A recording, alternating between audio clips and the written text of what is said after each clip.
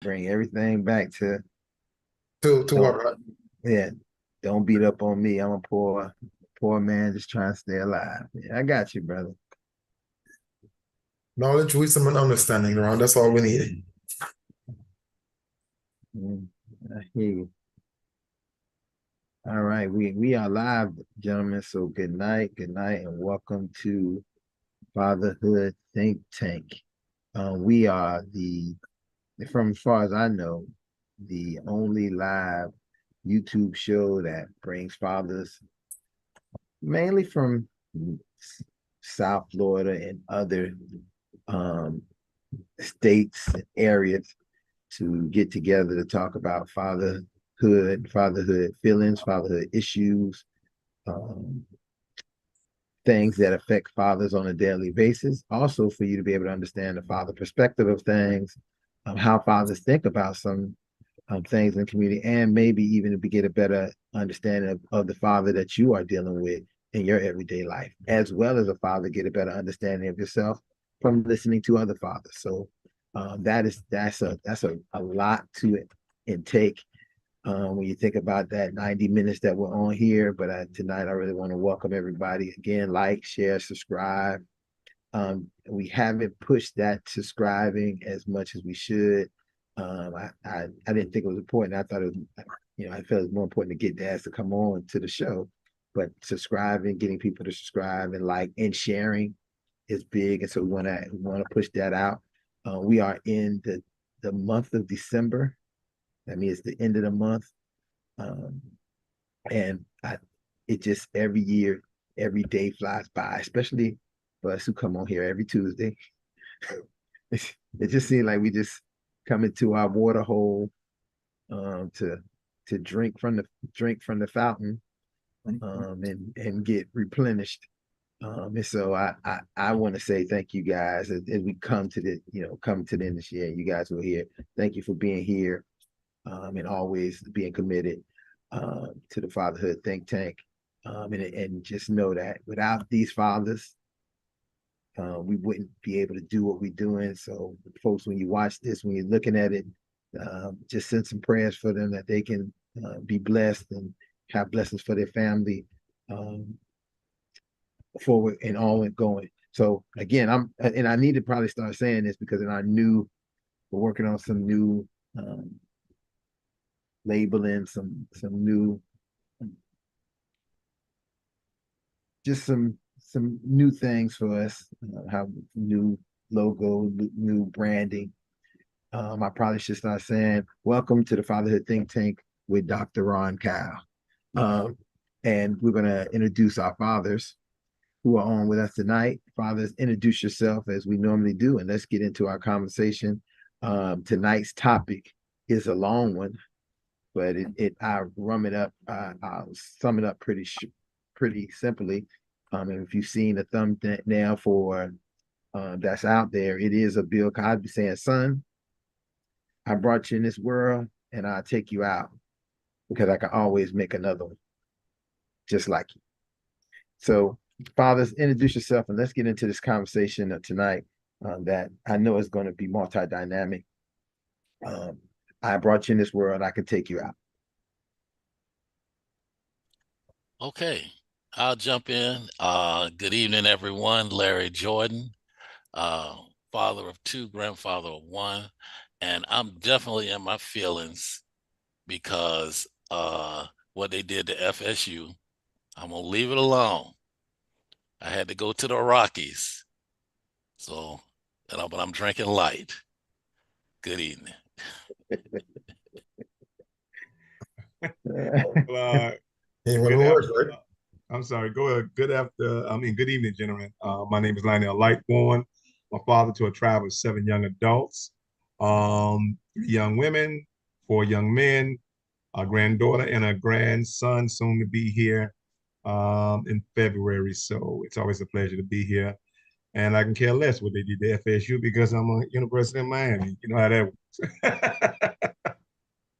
Well, hold on. I know you don't care, but listen, if they could do it to them, they could do it to y'all. No, they always do it to us. So what you Wow. So basically welcome to the party, baby. Oh, Well, thank you very much. Y'all in the same conference, ACC.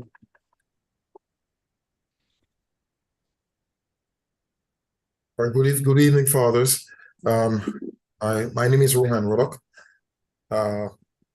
As usual, it's a pleasure being amongst you, other fathers who have similar minds to advocate for children. And we have different topics that support this cause. I have two daughters, and I'm looking forward for tonight's discussion. Thank you. Frederick Allen, father of three, and one grandchild.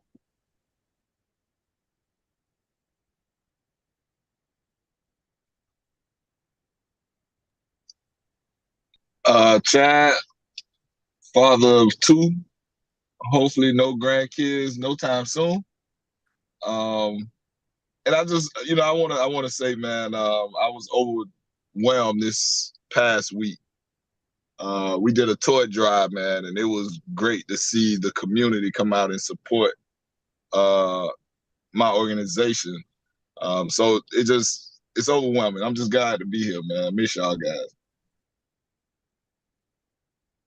Thank you.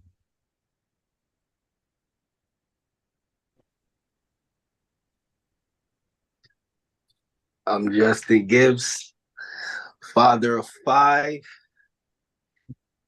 3 girls and 2 boys. And as usual, it's always a great time to be here with you gentlemen.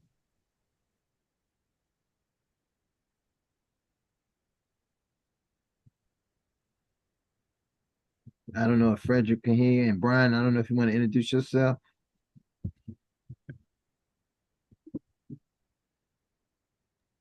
I went. Oh, I didn't. I'm sorry. I was. Yeah, Frederick went already. I think Brian is the microphone. I think when you log on, sometimes it happens when you log on, it'll lock the mic out. So see, if Brian, hit your microphone icon and see if it'll free up. If it don't, then you probably have to log off and log back on.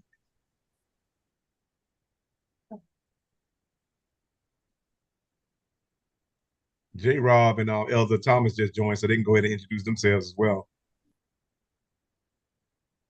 All right, doing fellas. Good evening. This is J. Rob Bernard, 2 kids, or 2 young adults.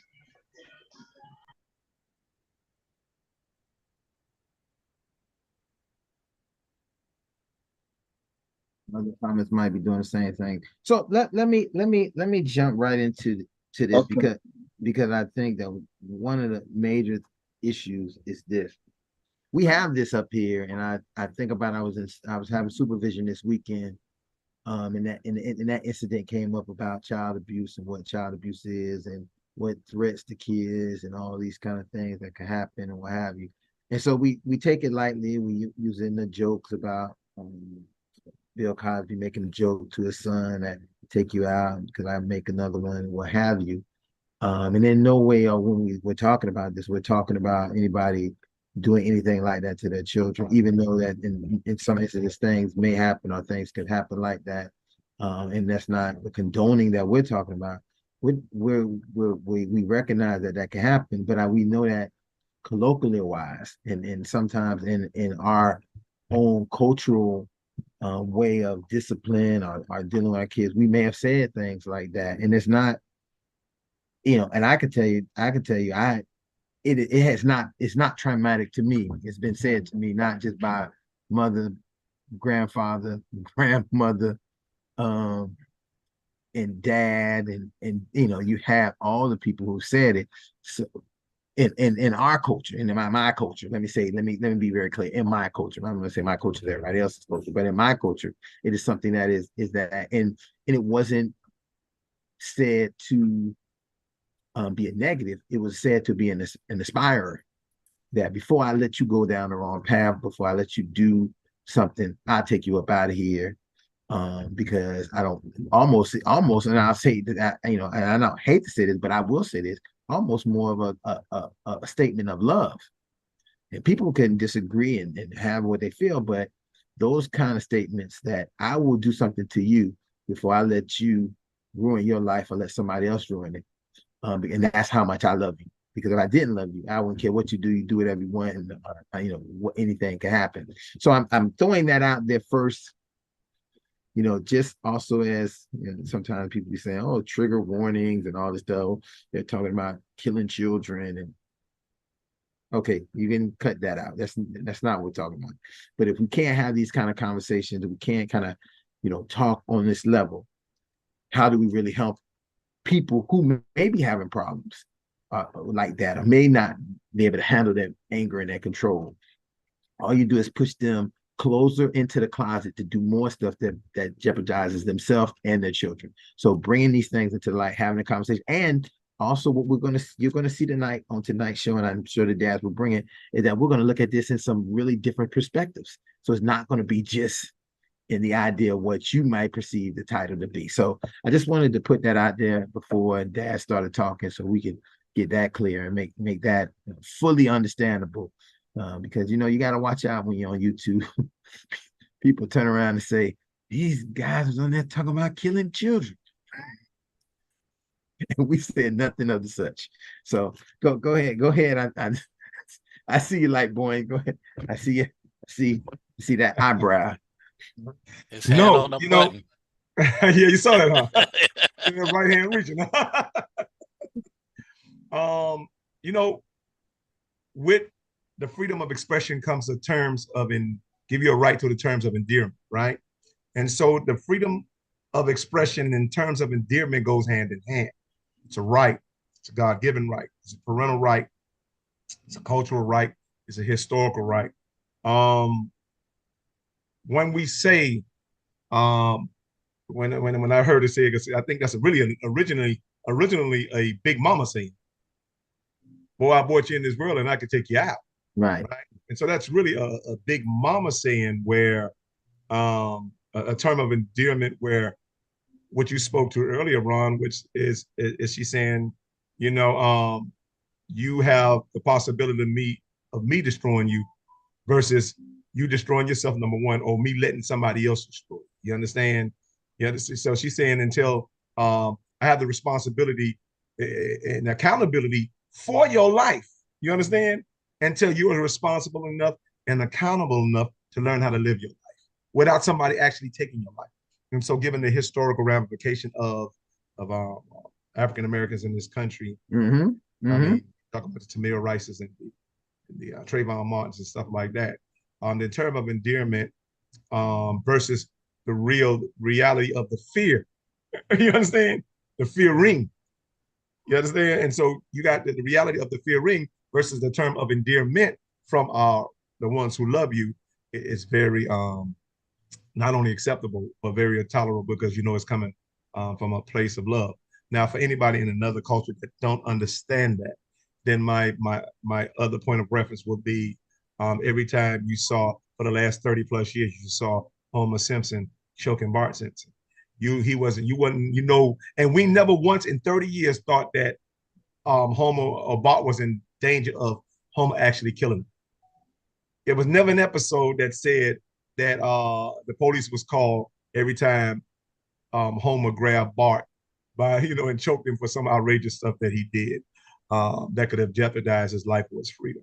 And so with that, I think Black people or minorities, for the most part, are always under a microscope. So we're taught to suppress our expression.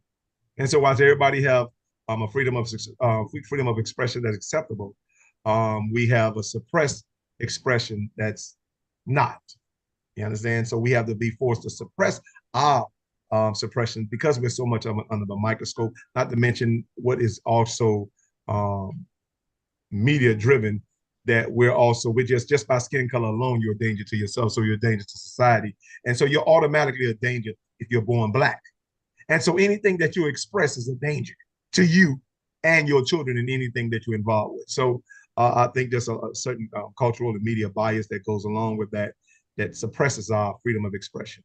And so I'm going to leave it there, and then I'll pick up on something else afterwards. Yeah, I wanted to, I'm glad you said freedom of expression, because,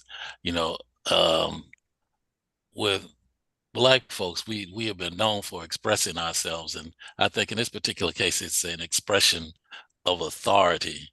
You know, that regardless of what you're saying or what you say, I still have authority over you, and we have uh, come up with those terms. Everybody's heard, boy, you better move your hand. When you're getting beat, don't you run from me. My son, and I think about it, he's taller than I am. And, whenever he came up to me, he'd come up and look down at me. I said, uh, the only thing that has helped you with your tallness, it's helped me because it's made my fist closer to your balls. So See, see, but we come up with those expressions. Oh my God. So yeah, but that whole term of what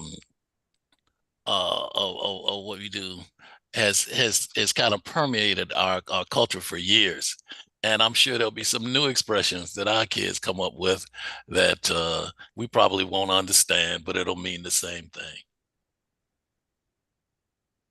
Yeah, I mean, it's funny, Larry, as I listen to you, you were saying these things, and really when I was listening to Lightburn, Lightburn says some really important things to really, and I think so much of a lot of things, and what struck me so much is we used to talk about, and I remember there was a time in history because we knew who Emmett Till was that we always used him as the and again, it depends on what century you're from, right? You used Emmett Till as the model of the kid who was killed, and if his parents could give their life for him, they would, right? And it's so ironic because when you just named Tremere Rice and Trayvon Martin, those were two kids at the same point. This idea of how we want to use these kind of colloquial terms to scare our kids so they don't end up dead. It, it was this idea, I'm going to scare you like that, scared straight, but I'm going to scare you straight and say, I'll do you respect me as your parent. So you do what I tell you to do and how I tell you to do it. And if you do what I tell you to do, how I tell you to do it, even it might make you look docile, it may make you look weak, it might make you feel like emasculated. You will come home and you will still be alive to have another day, and that I can have grandchildren who I can teach them that not that you can fight for things, but don't fight dumb because you can't fight for anything when you're dead. You can't fight. We can still fight, but it's much better fight when we have um, firsthand experience of what happened. I was teaching that in history class today. His name keep slipping me, but about an African guy who was put in slavery and then was England. He wrote a book about the Middle Passage, and his experiences. And I'll get the name back. I got to think about it. But the idea of him having firsthand experience of this and then writing a book about it, let not only did other Africans who was enslaved, but also enslavers understand what they were doing if they didn't think they knew what they was doing. And that's the kind of things we sometimes take for granted. Sometimes the kind of things we just say, it's just whatever, we let it go. But these are little pinpoints that can deflate the most giant air balloon, or even what's that, the Goodyear blimp.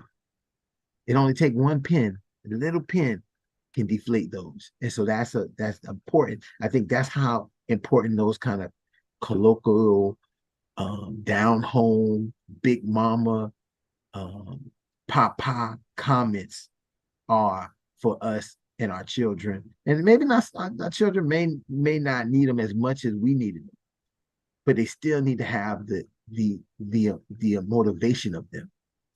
And Actually, you just know it's not a small pinpoint. It's a colossal pin cushion, if you want to really say it, because you can't say on one aspect that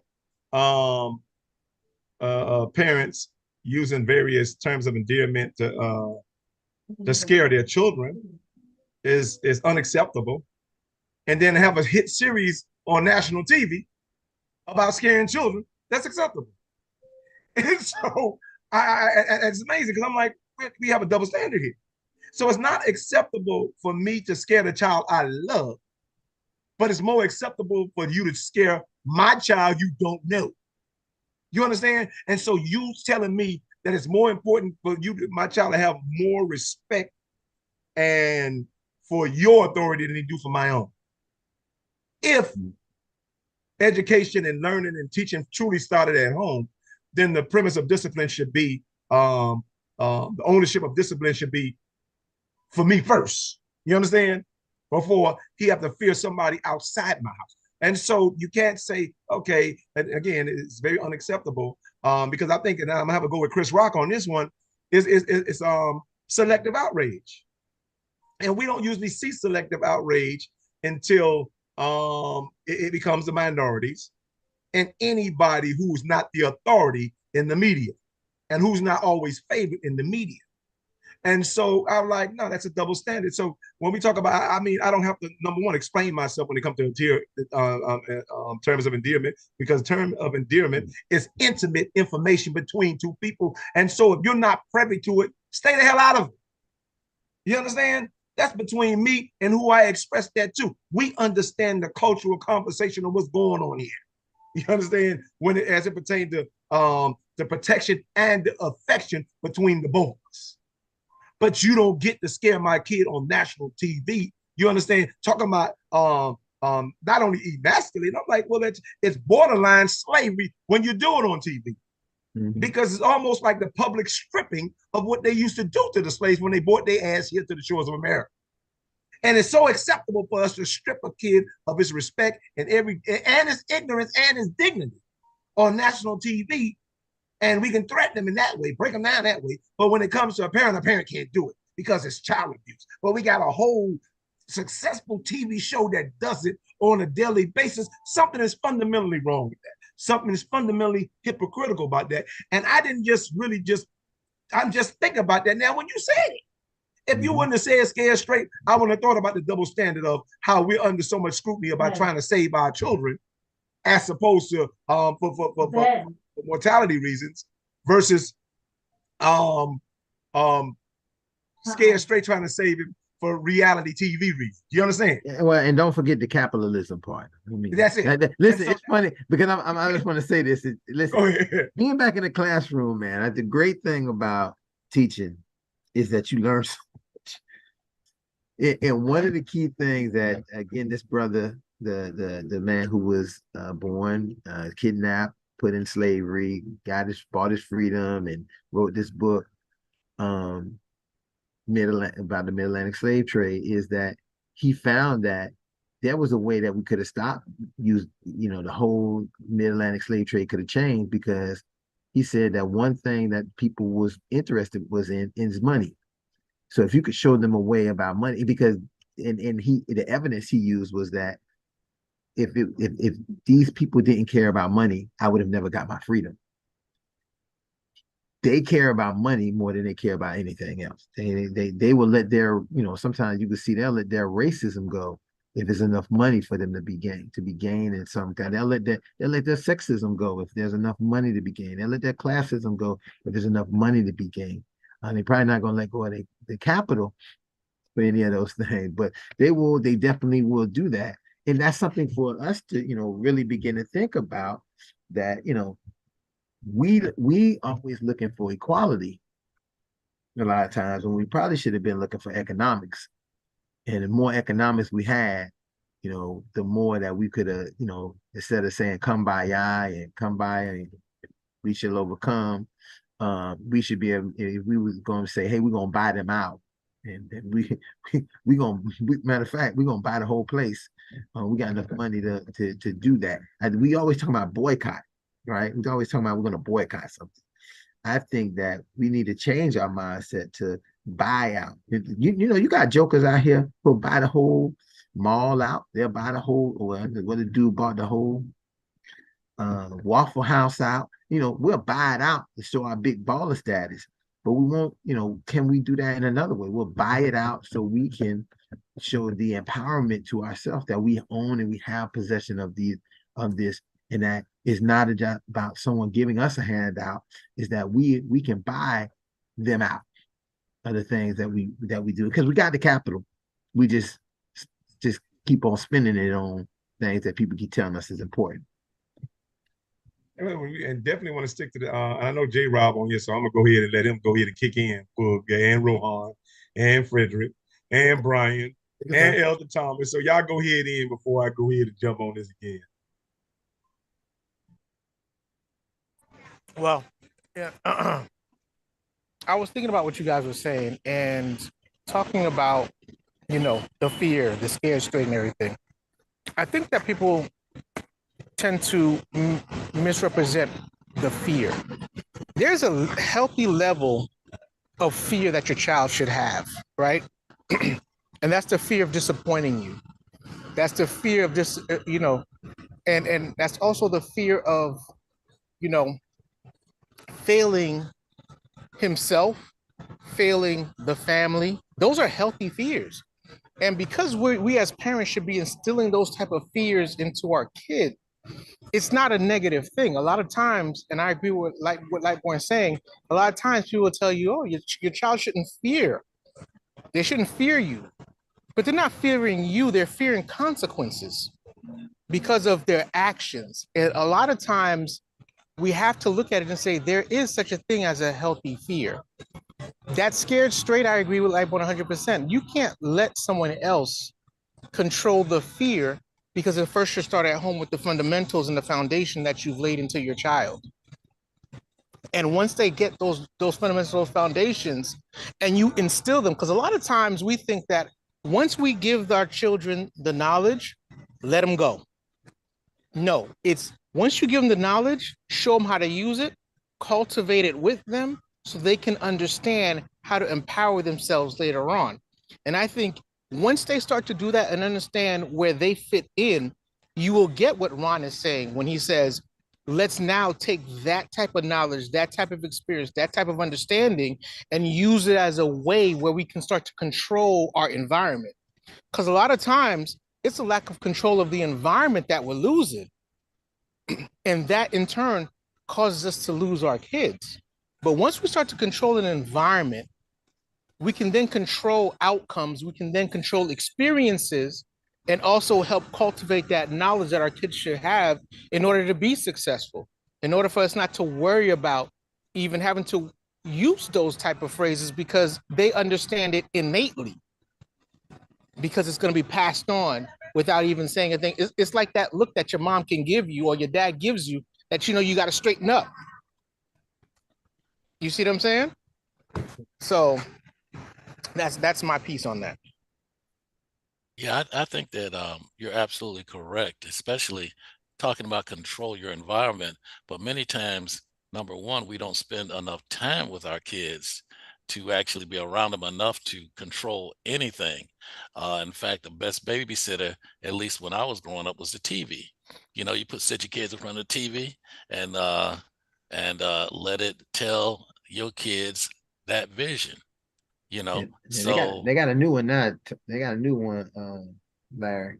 what's that? And the new one, they can take it anywhere with them at all Okay, all exactly. times. So That's listen, they get social media. 24. They can get 24-hour teaching. I 24 hours. There mean, is no listen. At least for us, there was no TV in the school, and if the TV came out, it was gonna watch some PBS type of some American history type of thing. The day is 24-hour access to anything. Not just particular things, to anything that they can maneuver to. And that's a big battle to fight. That's a hard battle to fight. huge. And you can it's like a drop in the ocean of the world when you're trying to if just to spin and advocate for that. But that one drop may just be enough to wet your children up. Yeah, you can hardly, I mean, you can be driving and you pull over to a light, and you can look to your left and you can look to your right, and I can guarantee you'll see someone scrolling on their phone. Mm-hmm. And usually it's the driver. They're scrolling on the phone. They got the kids scrolling on their phones. Everybody's looking down. Nobody's looking up. They don't even see you. You know, they looking down at the phone. You know, so it's amazing what kind of control now is being exercised on our children and on us as adults as well. You know, I mean, the 24-hour information cycle that they just have us in, we've really lost our authority and a lot of times the respect that people that we as adults should have when we tell our kids things, because they're just not listening many times. Go ahead, Lightbot. I see your finger on the button. I wanted to say, let ye who've not text and drive cast the first stone. Excellent, excellent. No, no, go ahead, Rohan. I just want to throw that little joke in there. You know, this is a very this topic is a deep one, and I said I had to. I don't know, how do I look at this topic? First thing is culture. That's culture. Most people come from a different culture, and culture meaning the way they do things, the way things are expected, and their norms. Now, the topic, I brought you into this world and I can take you out. Put that on a text. Put that on a text and text it on social media. A child takes that and text it on social media. You know, we can, mind you, in some cultures it's the norm, but just imagine putting that on a text and it's sent to social media. We gotta be careful of the words. And I'm not saying something's wrong with it. I'm just saying that words are like bullets. Once fired, they can't be taken back. So keep that in mind as we go forward, because then, you know, in discipline, teaching, different ways we say things, different way we do things. And it's just be mindful of the words we say as parents. That's what I would have to add to this topic. But when we're talking about this particular topic, and I definitely want to, and I think Brian was always, this is his coin because he loved to say this, take the difference between taking things out of content and taking things out of context. Did I say that right, Brian? Just nod your head, yes or no. Oh, he's on. I know, because it's okay. Well, and the difference between context and content. Again, you remember what I told you? You're responsible, especially when it comes to your freedom of expression, which means you have a right to control your narrative. But you got to understand that you have a right to your narrative first in order to control it. So you have a right to a narrative, that's a freedom of expression, and then you have the right to control your narrative. My favorite, and I love this because we left this one out. And y'all know this is the classic one. Term of endearment. That's second to I brought you into. No, yeah, this is second. It's like the second string of I brought you into this world. I'll take you out. Boy, I'll knock you into the middle of next week, which is absolutely a miracle. I'm still when they go pondering that one right now. I'm like, knock you into the middle of next week, which is awesome. I think that's one of my favorite term of endearment that our parents used to use when it came to the expression of correction. And so that term of endearment was reserved for the expression of correction. And so I think parents had the right to enjoy, you understand? Because when they say something just as clever and entertaining as I would knock you into the middle of next week, that made you think of the type of power that your parents really have to be able to really knock you into the middle of next week. But I'm saying that to say this. When it comes to, and that's what I'm telling you, you can't let people enslave your expression, because the first thing they enslave in your culture is to enslave your expression. So if I could turn your empowerment into an embarrassment, you understand? The expression of empowerment into the expression of embarrassment, I already got you. You understand? When you was actually in position to actually teach what that really meant to somebody on the outside looking in, not let them come and conquer you with their criticism. And so when we talk about that, we're talking about a term of endearment, but I guess the best way to universally say that is to have a reverential fear. Now, what is that in simple terms? A reverential fear is what makes a son who is 6'3", 300 pounds, still have a controlled fear for a woman who is 5 feet, 100 pounds.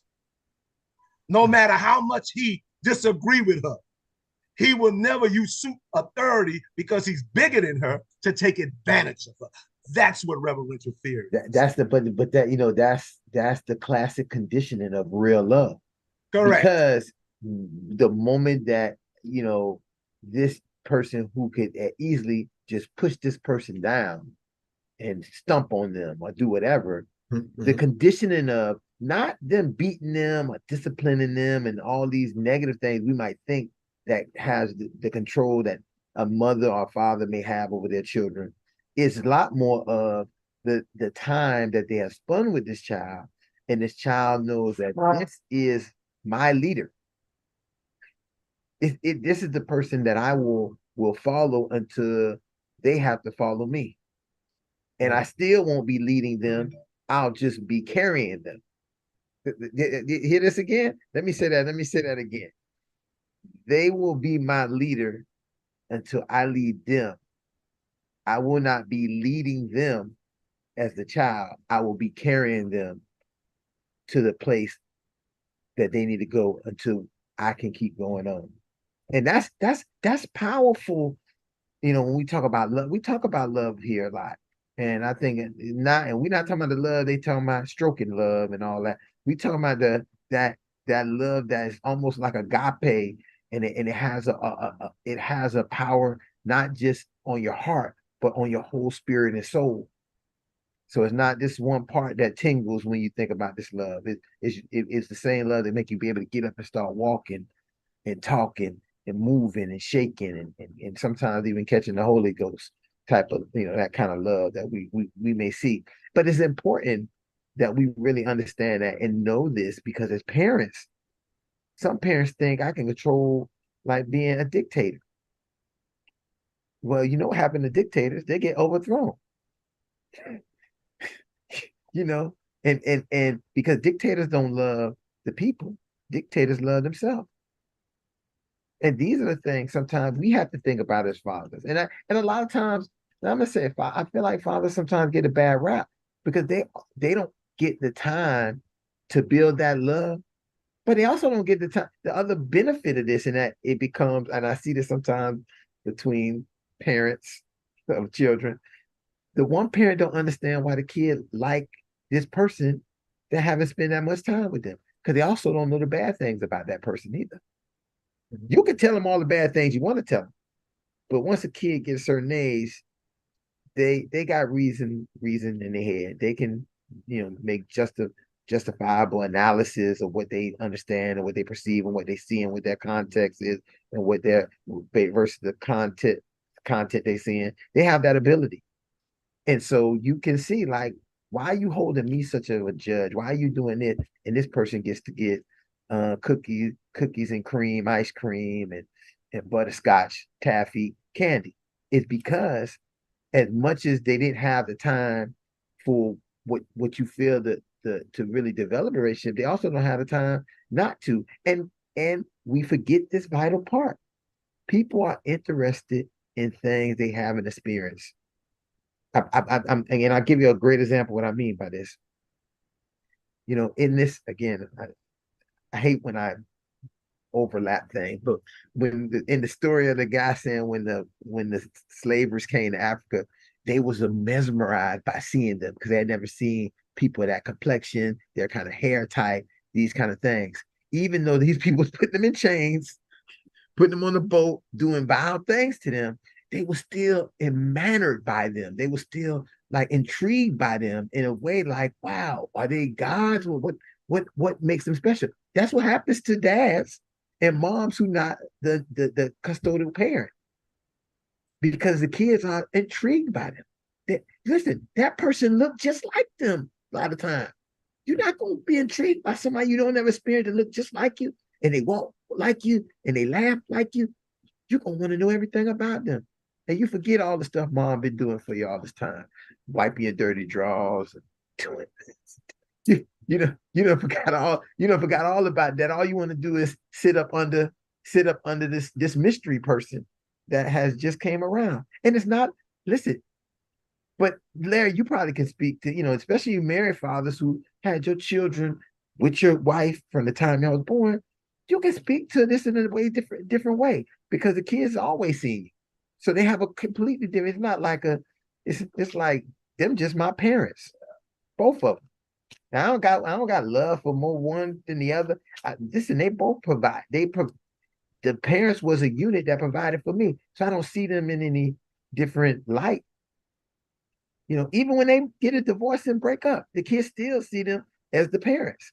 It's these, just on that spectrum of different types of fatherhoods that we have, is we see these kind of things change, but it doesn't change the core of what kids want and need is the love from their parents, both parents, the mother and the father.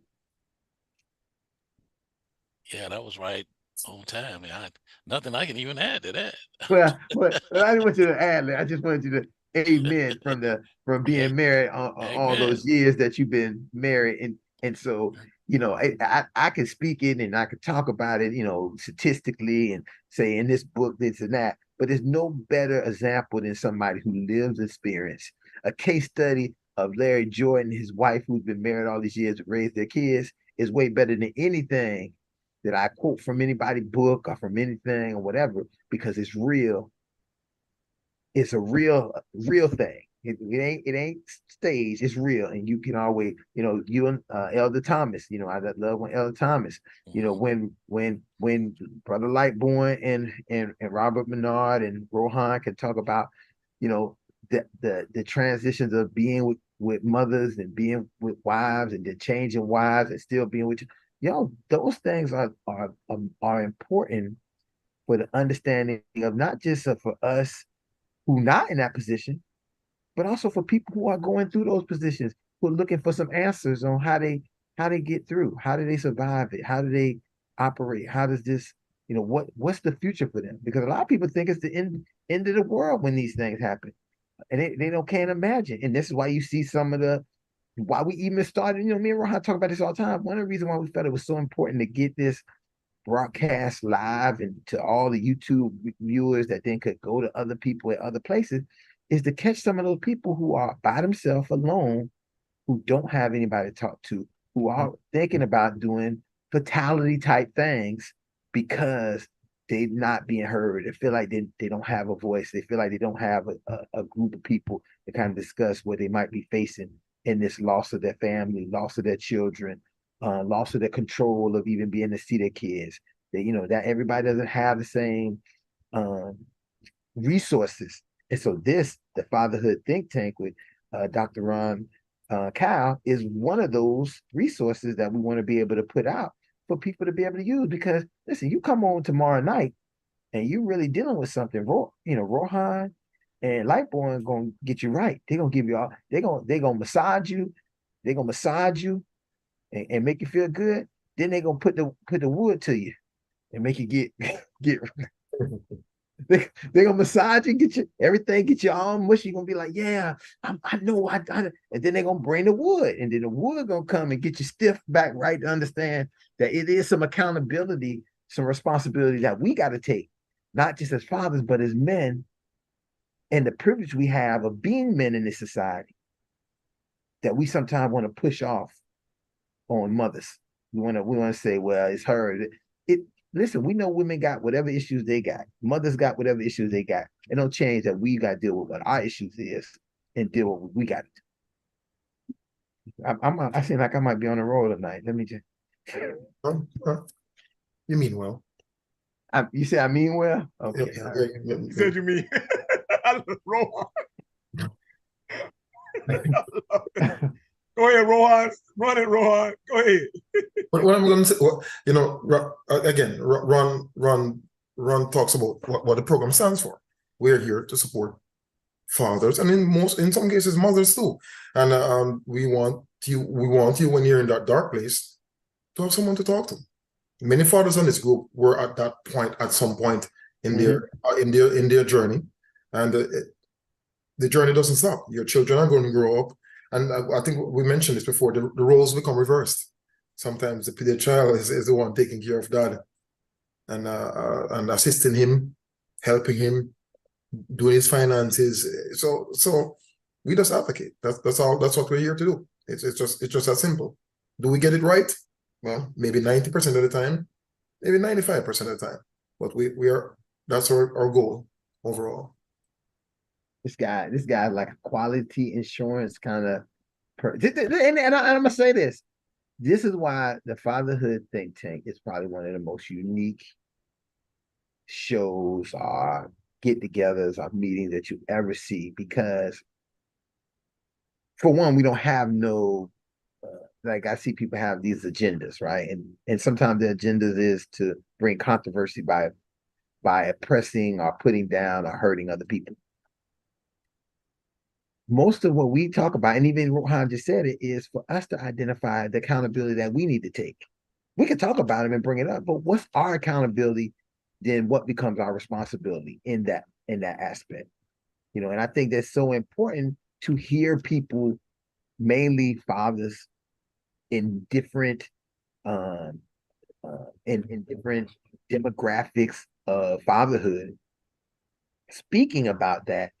And also, what you didn't get to see is, on the core, we might have some discourses, we may have some debates, we may have something, but it comes back to the core thing. What's our accountability? What's our responsibility? And we can't just be out here saying, I'm a father, I'm this, I'm that. We know that like Rohan say, we know that we fall short. But it's not how you falling short. It's what you're trying to do to get right that we focus on. Because it's the strength base of what you're doing right that's going to take you over the mountain. You keep talking about how you're doing something wrong, and then you come assessed on how you're doing it wrong, and that becomes all you focus on, doing it wrong. When we talk about what you're doing right, you say, "Oh, I could did this right. Now I can do this right. We'll do that right." The next thing you know, you standing at graduation, a college graduation of your child graduating, because and now you can shed those tears. That you had tears before. I can't take this no more. I don't know how this is gonna work. Now you shedding the tears of I see a part of me, in the terms of Tupac's. I see a part of me that never was shady. That's called Tupac's. I want to have a child so I can see a part of me that was never shady. And if you don't know what that means, I'll let you figure it out. I'm thinking, okay. That's the thing about it. And we spoke last week on the private sessions about the Tyler Perry documentary, which actually speaks to this topic, to a certain aspect of this topic, where his whole brand, you understand, his whole brand was built on these terms of endearment, where he and without giving it away, it's amazing how the term of endearment that he was brought up on, that he was cultivated with, is what gave birth to the very Medea that became his, I guess you want to say his core brand. And now the best part about that was, just like Medea, and me and my wife was just talking, we were walking, we did 4 miles. We were walking and we talking. And I told her, I said, you know what? I was listening to this topic about D1. This young man out of somewhere in the northern region. No, he's out of Louisiana. And he was talking about very injustices in hip hop. And he was calling out some things. I was commenting on Jamil Hill's Twitter feed or whatever. And when I thought about it, when I sat down and thought about both sides in its totality, I realized that I'm like, oh, wait a minute. D1 is actually, is there any injustice in what D1 is saying, right? And it dawned on me, guess what? Yes, it was. I mean, he was saying all the right things. I'm like, so do you see any wrong in what he's saying? I'm like, and then it hit me. I'm like, yeah, I see the wrong. Because what he confused, and he's young, so he gets the right to do that. Because being young gives you the right to be wrong. Where he was right was he was saying about all the injustices and the violence and everything portrayed in the context. of hip hop is wrong. I'm like, you're 100% correct. And where he was incorrect at is he didn't decipher, or he didn't use the wisdom to determine or distinguish between calling out something, right, versus singling out someone. That's what he couldn't decipher. But he's young, he didn't have the wisdom to really know the difference. And so I have the responsibility, back to accountability and responsibility, as a 51-year-old man, to interject and say, yeah, you're saying all the right things, but in the wrong way. Because the minute you singled out artists who didn't come to fame until after 2010, some maybe a little bit after, but after 2000, when the injustices existed in hip hop from the very from the very conception of hip hop. People talk about hip hop I'm like, no, hip hop was always to a certain extent disenfranchised, because I think to Bill Cosby's point, hurt people does hurt people. And so hip hop is a hurt culture, a hurt industry, right? I'm talking about from the internal to the external. We were hurt internally because we was rejected by our own. That was the most rejected art. You understand? And the rejected expression, when you had established record labels that could actually counterpart them and kept the ownership black, but they didn't. As a matter of fact, I remember Don Cornelius being blatant about he was never going to have a hip hop artist on his stage, along with a few other people that didn't have it. And some people, like the guy, founder of Motown, never had nothing to do with him. You will never see him with no type of affiliation with no hip hop artists. And so with that, I remember, and if I was going to say things as in totality, the term of endearment is a lot like hip hop, a lot like that D1 and Rick Ross and Meek Mill's misunderstanding. They all have one thing in common, and that is this: they was birthed and born out of the right intentions, right? And so they came from the right intentions, but sometimes with the wrong intelligence. Right. And so, and that's the history of being disenfranchised. And so we ask and expect sometimes disenfranchised people to act like the franchise. You understand? And that's the thing I can't. And I mean, we do it from top to bottom. We do it more so at the top than we do it at the bottom. And so we don't give, I think when it comes to talking, particularly some of our greatest Black leaders, when it comes to dealing with the crises or any pushbacks of white people versus Black people, Black leaders tend to respond differently. You understand? We don't even want to, we're not even tolerant of terms of endearment when it comes to disagreement from Black people.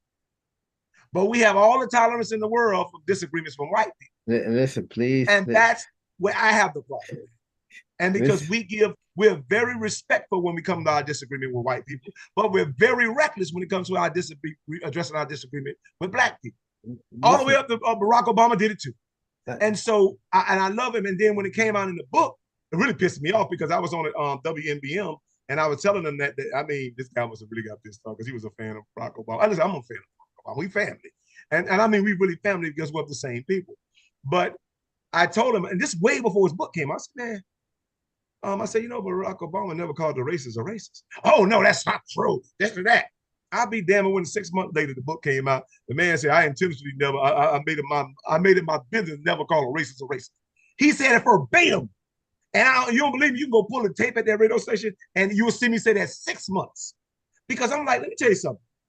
When Lionel pay attention to you, Lionel pay attention to you. So don't come and asking me to do nothing for you if you don't want me to watch you the whole time. And when I observed, I said, damn, you're very reckless when it comes to addressing Black people. You had no problem calling Kanye West a jackass. You had no problem calling them protesters in Baltimore thugs. But you don't have the guts to call a racist a racist? Killer. I have to question who in the hell did I vote for? And I have to question the fact that you're right. Black people 100% right. But you couldn't, not so much you didn't do anything for Black people. You couldn't do nothing for Black people because you didn't have the courage. But I will give you this. You did have the courage to undo a lot of things for Black people. So I will give that to your count. But he doesn't get a pass because he's Black. You understand? If I vote for you, that's a business deal with me.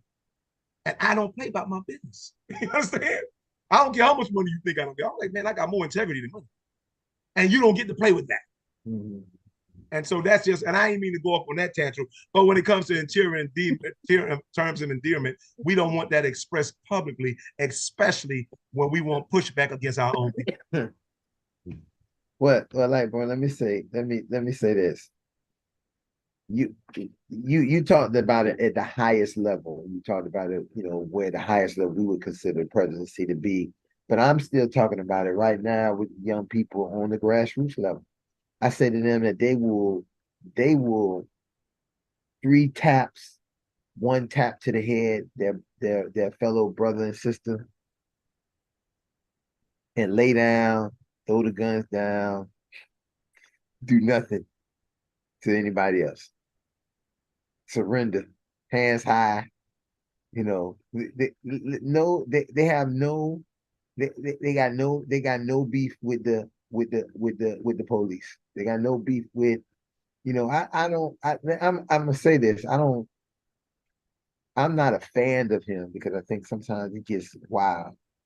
But I have to say, in this social media world, you may not like him. He said a lot of controversial things, but he got a lot of the idea of stuff that we do as a people in the culture we live in and now. Charleston White, he have a lot of it right. You might not like it, but he give it fairly to all the way around. You don't get to say one thing and it's for one thing and one thing for another with him. Even though a lot of it's foolishness, he got a lot of foolishness with him. A lot of as I would say, I don't even know if I can say this, niggerish mannerisms. That's the best way. The niggerish mannerisms that he does things in. But I mean, he was just on a episode with what's the quarterback name from Clemson, who wear the funny hats. Cam Newton. Cam Newton. Cam Newton had him on his show, and Cam Newton almost might had to cut most of the show because he was saying something about, most men might put their hands on women, slap their woman or do these things, right? And Cam Newton was like, no, he was saying you can't talk about this and this and that.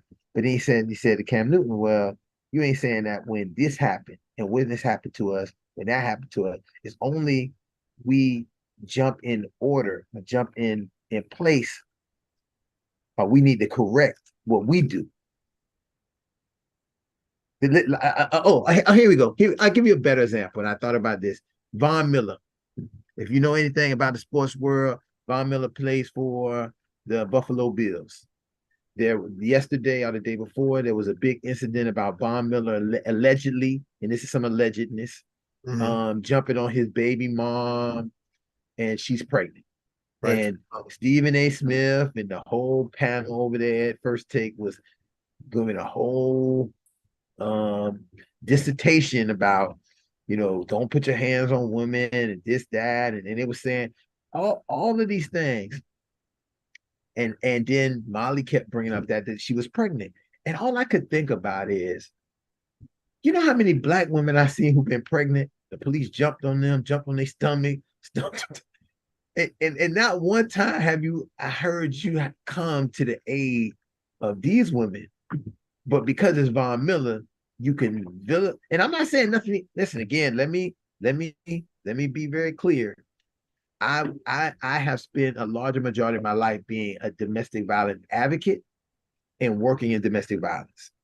So I'm not just saying this haphazardly, but what I will say, Von Miller, whatever he did or didn't do, I'm not talking about Von Miller. I'm saying that when we have this compassion to ready to lynch somebody, because basically he got a public lynching on First Take. That's what I call it.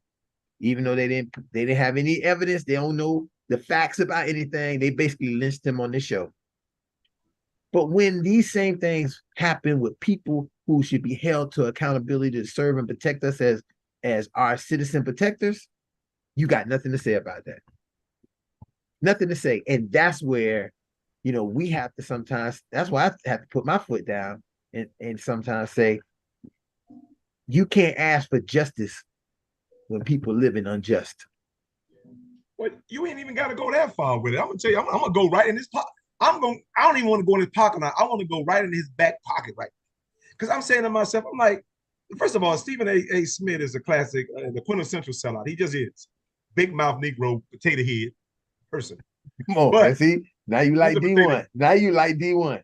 Well, he got a potato head. And there's no getting around that. I don't give a damn how you swing it. That's a potato head when I see one. But here it is.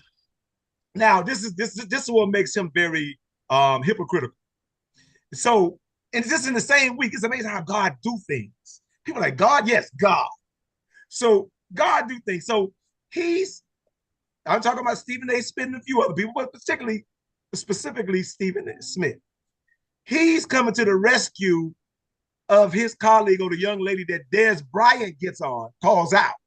Which he's 100% right to call out. So Des Bryant calls out the other young lady journalist, black journalist, on saying, "Hey man, this guy's still playing basketball, and he's been accused with sleeping with this underage girl, right?" And he said, "Well, why you quiet about that? But you done rag just about every." He said, "But every black person that's at the same point, proven whether they're innocent." He said, "You had them guilty before proven innocent. Absolutely. You ain't said absolutely nothing. Absolutely. About this situation." So Des Bryant called her out, and half of Black America too, include me. I'm like, I said, Des Bryant is 100% damn right. What's up with that? I'm like, what up? A pedophilia is acceptable when white people do it, but we got R. Kelly serving time for it right now. You understand? And Stephen A. His point was this. We gotta wait for the investigation over. I said, here you are a week later.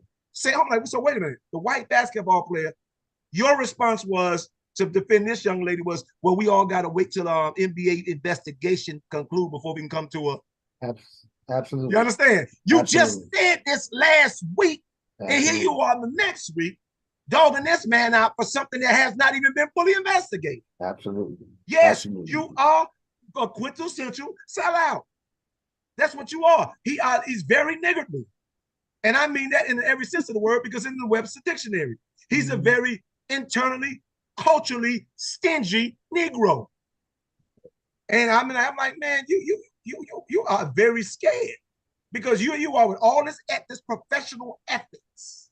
You understand? And following and stepping fetch the protocol when it comes to this white young man sleeping with an underage young lady, and he's still playing. They didn't even bench him. They didn't even suspend him. They didn't even put him aside and say, let's wait till the investigation over before we let you play a game. This boy is still playing. But yet we get some of the most small and minute accusations, and we're already guilty way before. They're penalizing you way before. So guilty before proven innocent versus innocent before proven guilty. You got it. And so I'm like, no, I'm like, thank God. And sometimes God have to use a Charleston White, a D1, and some other just average, because God is notorious for using ordinary people to do extraordinary things. Or better yet, using ordinary people to get extraordinary results. Because the voices that we got out here right now that's supposed to be representing us are weak. And that's probably why we got this platform as well. You're right. You're absolutely. I think, hey, listen. Lightborn, you get Lightborn fired up, boy. Hey, listen, they get fired up. And listen, folks, I'm gonna say this as we getting close to the end. It's my hope that in 2024 you can see some of this lightening up live in person. You can see Elder Thomas falling asleep on the stage. You can see Larry Jordan really flexing. All right, watch yourself. Watch yourself. You can see Larry Jordan really flexing his muscles about some of the father things he's talking about. Rohan will come there with his dress so nice and fly, organized, and talking about making sure your health is all together.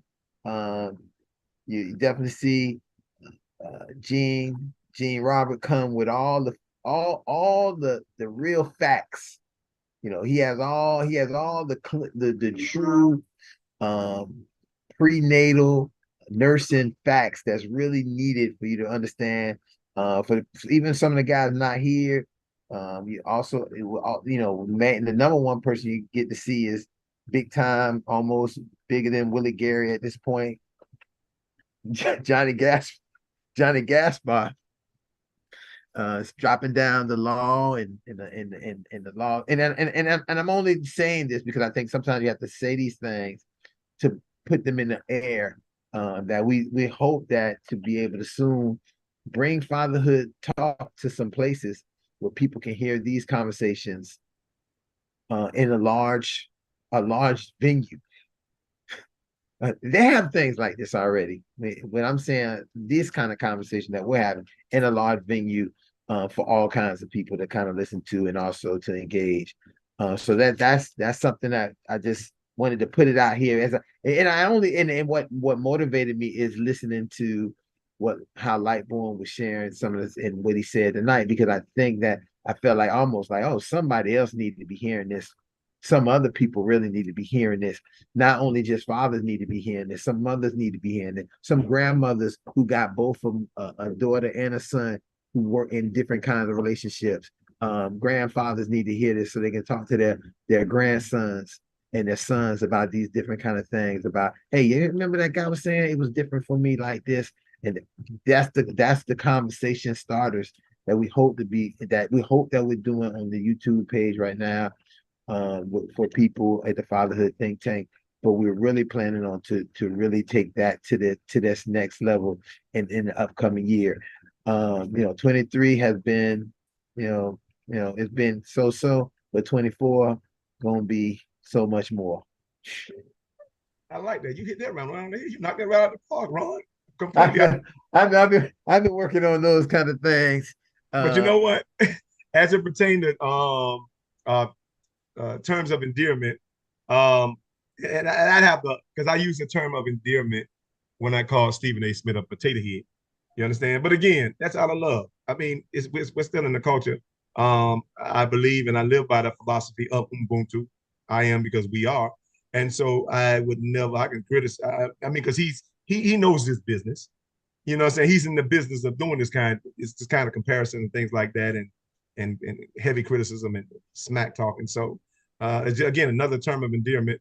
I have nothing but utmost love and respect for the brother, but at the same time, I don't have the respect, even though the love, but not the respect for some of the things and the disingenuous ways he come at for the most part, disenfranchised players. Because just because you took them out of the ghetto and gave them some money doesn't take away from the ramification of the trauma that was done to them before you made them your sacrificial mule running up and down the field of the court. So I don't think he really fully addresses that. I think he's more for the entertainment than the empowerment. And when he becomes the empowerment than the entertainment, then his terms of endearment would be stronger when it comes to representation of his people.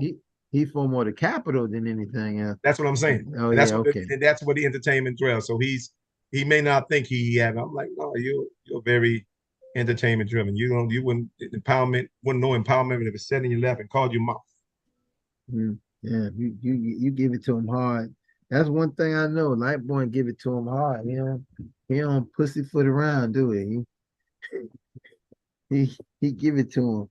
And that's what we want to have. We always gotta have a big bully here to give it to him. Last they be saying we weak. We a strong unit. And guess what? This is a perfect, and I like to say this is a perfect demographic to look at a spectrum of men who are fathers. That's the part that let's get out of this monolithic view of what fathers is that you might have. Because that's one of the things that's killing, because we don't say that thing for mothers. Mothers are because you can't say that about mothers because you don't say that about women. Women are their own individual person. They're everything. And listen, we're here to advocate that fathers are unique. Listen, I'm telling you, there's some fucked up fathers out here because they're fucked up men who working on whatever things happened to them when they was a boy. Okay, so that's just the reality of it. Things happened to them a boy. They thought they grew up They didn't really take on what it takes for manhood to be a man, and they end up having sex, and now they're a father without any of the manhood characteristics or the things they really need. But guess what? It takes time for them to learn. Everybody got to learn. We want to indict people so often for no experience. Just think about it. We indict people all the time for no experience. If this person don't know how to cook, what kind of woman don't know how to cook? Who taught her how to cook? Well said. That's all. We have to have a little bit more a little bit more compassion. We got to have a little bit more pain. Listen, I almost died. Listen, I hate to tell these stories, man. I have so many amazing stories to tell, but listen, I almost got killed on the train this week, man. I almost got killed. It might have been Monday morning. The man told me he was going to shoot me in my head. Now, and let me tell you what ended up happening, why hopefully the logic in his head came, because I already know he was a little off. But he wasn't going to intimidate me because I was going to use my intelligence, not my aggression, to get with him. So we was on the train. I remember I was on the train. He got on the train. He was talking loud on the phone. Nah, I'm gonna give my mama and my sister their money. I ain't gonna be fucking with them. I'm about to go have a party at the Days Inn. So obviously he must have just came from somewhere. Maybe he just got out of jail. There's some things, spectacle what was going on. Me and him has been standing next to each other on the train for at least 2 or 3 stops before it got very crowded. And then when it got crowded, there was someone who had got on the train, probably a homeless person, who was smelling horrible. I mean, it ain't nothing you could do. You're on the train, they get on, there's nothing you can do. You just kind of you just stuck there. This man who has been around me all this time, he started sniffing around, and then he came and sniffed at me and said, "Hey, can you move over there?" Whoa. Hold on now. Now remind y'all that I'm dressed in clothes, like I'm coming from work clothes. As a teacher, professional clothes. He got on like some jeans, a t-shirt, and a big bubble jacket. I say, "Excuse me?"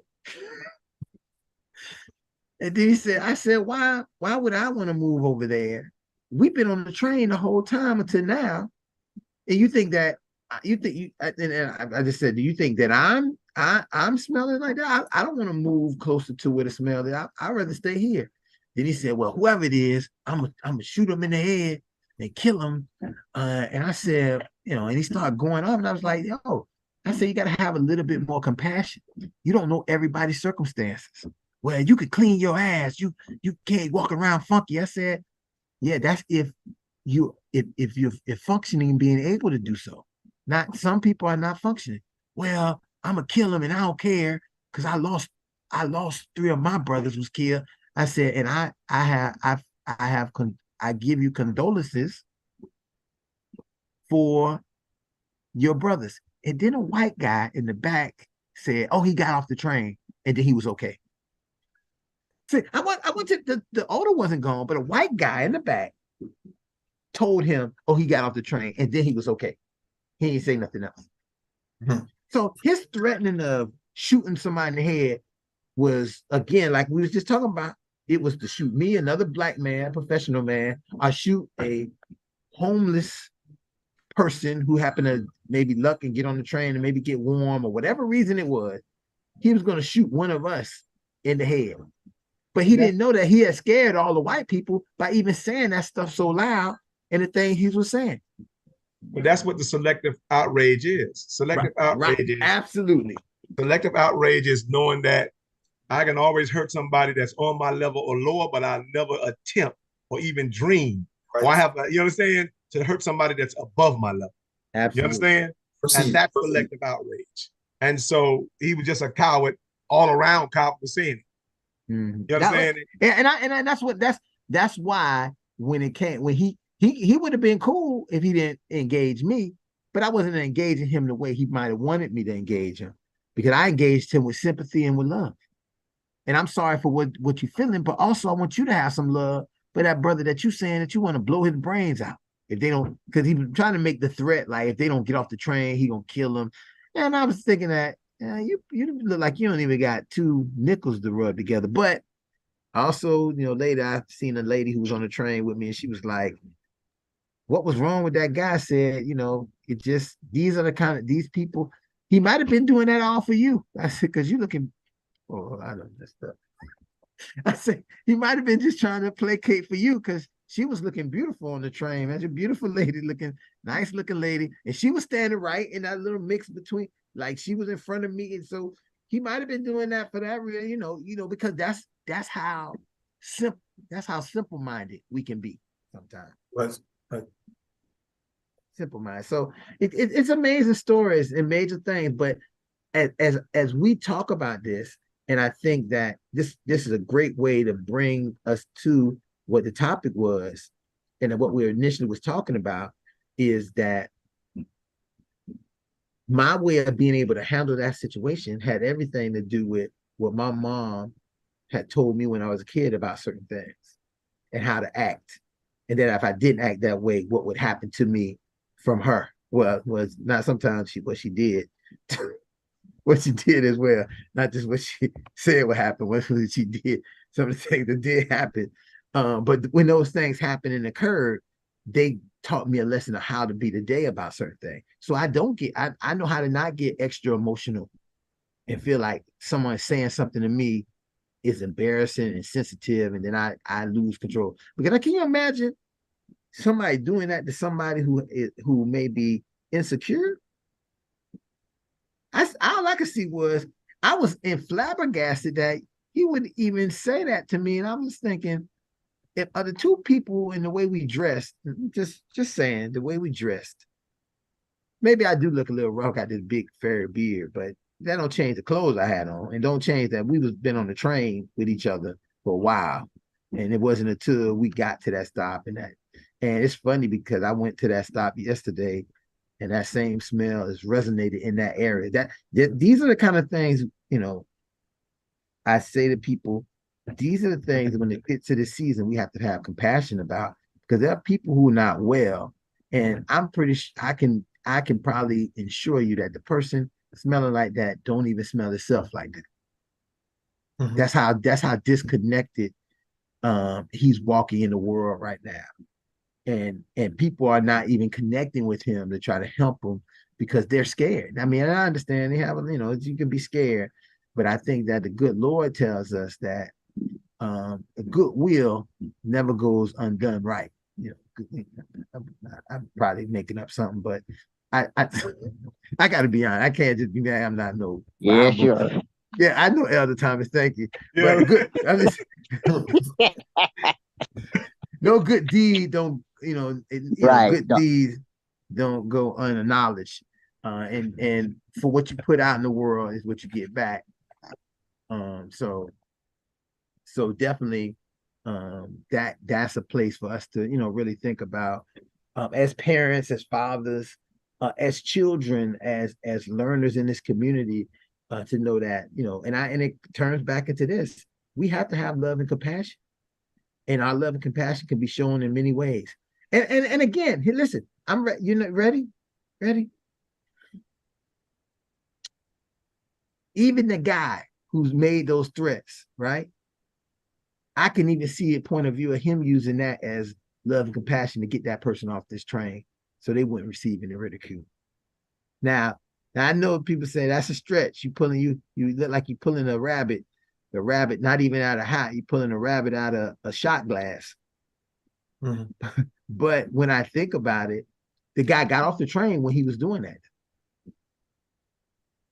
When he said all that, the guy got off the train for sure. He left off the train. So he ain't that discombobulated that he get off the train when he heard the guy making all the fuss about, smell and what he would, whatever. So, so it just, you can't really say what is people's motives and why they're doing it, but you can say, what I can always see is I can see the strength in it, the good that can happen of it.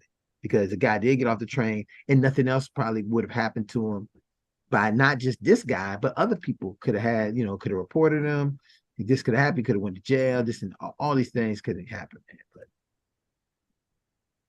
so you just Good never time, know. Ron. Thanks for the closing Yeah, remarks. right. And again, I'll say to people one more time: don't be shy to share, like, subscribe. We're doing rebranding. We're gonna have a new logo coming soon. I'm gonna show it to these guys when we go off the air. When we go off the air, let them look at it. So guys, stay on just for a couple minutes afterward. Show everybody the new logo that we have. And again, join us if you fathers, you're there. Look down in the chat and in the comments. You can join us tomorrow. You can join us tomorrow night for the Fathers Only Fatherhood Talk group on Zoom, and we'll be here again next week. I will be putting out. I gotta check and make sure I know what days. I don't think Christmas is on a Tuesday. I think Christmas is on. Christmas is on Monday. So Christmas is on Monday. So we had the after Christmas show. So that's a Tuesday and a Wednesday. That's good. Thank you, Gene. That's good to know, because I always make this mistake and then have us on a holiday thing. But it'd be great because we'll actually have our Christmas show on that Tuesday. And New Year's is on. Then that makes New Year's on a Monday. On Monday, so that's the after New Year. Well, I listen. I don't know about that New Year's show because I hope Lightboy and his wife is doing a lot of walking because they don't know I'm gonna have it, and I hope they got their jackets together because I'm gonna be their tour guide in the Big Apple over the New Year's holiday. So when you just got said, hers, she ready. Yeah, got a boots and everything. I'm waiting on my jacket. Yeah, okay. So and don't forget let me just remind you. I thought I was cool, but don't forget the scarves and the scullies and the gloves. That's the one thing that'll get you, and make sure you got some nice warm socks. Those things, you have those things and you'll be okay. Because if you don't have them, that chill gonna get in your body. You can be, that chill gonna get in your body. I done have it happen to me at least 3 times. Because I don't really have my winter clothes. My winter clothes is still in storage. I just got these summer. I got the Miami Vice clothes, so I'm up here looking like Philip Michael Thomas. Okay. Hey, Ron. Yeah. You can close out the show. So, Please. Yeah. Okay. Good night. We'll see you all again next week on Fatherhood Talk. Father, repeat after me. I am. I am. I am. I am. I am a man of honor. I am a man of honor. I say I am. I am. I am. I am. I am a man of courage.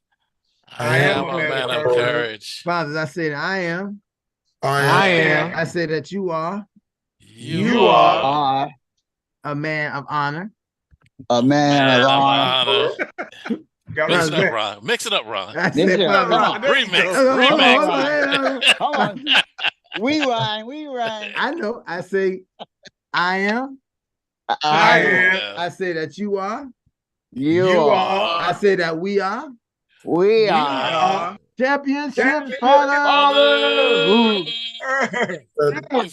Yes, sir. Rowan coming for you, LJ. Okay. I had it back. Rowan coming for you. I'm telling you. That's right.